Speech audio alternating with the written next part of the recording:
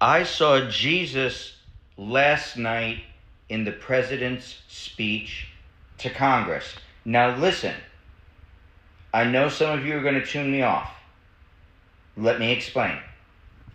I saw Jesus in that representative holding his cane up that had to be removed from Congress, screaming and hollering and disrupting Donald Trump's speech.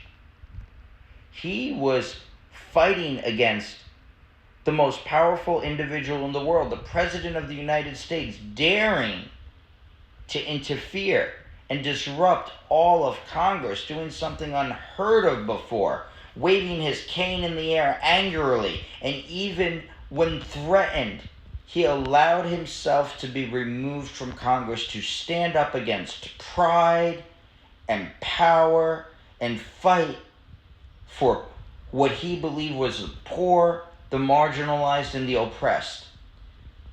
No greater example. That man was just doing what Jesus did in the temple in Jerusalem when Jesus overturned the tables of the money changers. When he stood up to the Pharisees and those powerful leaders and at great personal risk, and Jesus created a riot overturning the tables of the money changers to stand up for the poor and the powerless.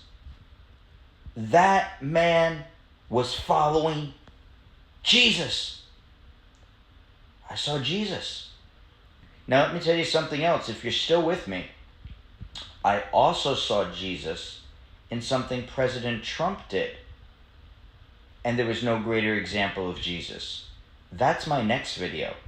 We're going to see who likes these and who doesn't. I'm making two different videos. One, I saw Jesus from a liberal Democrat, and one I saw Jesus from Donald Trump, Mr. Conservative Republican. Because the truth is, God's not political, and Jesus isn't a Democrat or a Republican.